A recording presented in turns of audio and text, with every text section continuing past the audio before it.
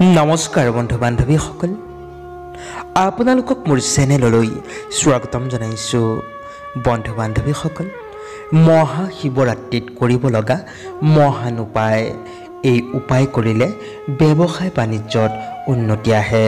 তাৰেই দুটামান কথা লৈ আপোনালোকৰ ওচৰত উপস্থিত হৈছোঁ। বন্ধু বান্ধৱীসকল, 2021 11 মাৰ্চ বৃহস্পতিবাৰে মহাশিৱৰাত্ৰি।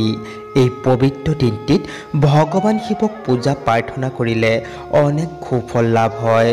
বেপাৰ বাণিজ্যত অৰ্থাৎ ব্যৱসায়ত যদি কিবা সমস্যা থাকে বা ব্যৱসায়ত যদি আপুনি সুফল অৰ্জন কৰিব পৰা নাই, তেন্তে এই শিৱৰাত্ৰিত মহাদেৱৰ কৃপাৰ দ্বাৰা সকলো সমস্যা সমাধান পাব।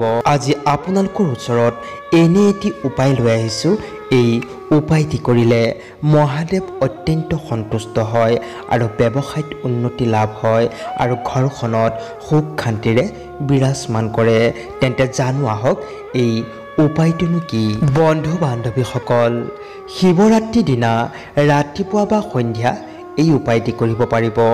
ৰাতিপুৱা বা সন্ধ্যা স্নান আদি কৰি শুদ্ধ বস্ত্ৰ পৰিধান কৰি মহাদেৱৰ ওচৰত এটি শুদ্ধ প্ৰদীপ জ্বলাব আৰু এটি পাঁচমুখীয়া ৰুদ্ৰাক্ষ হাতত লৈ হাতযোৰ কৰি এই মহামন্ত্ৰটি মনত শ্ৰদ্ধা আৰু ভক্তি ৰাখি 108 বাৰ জপ কৰিব।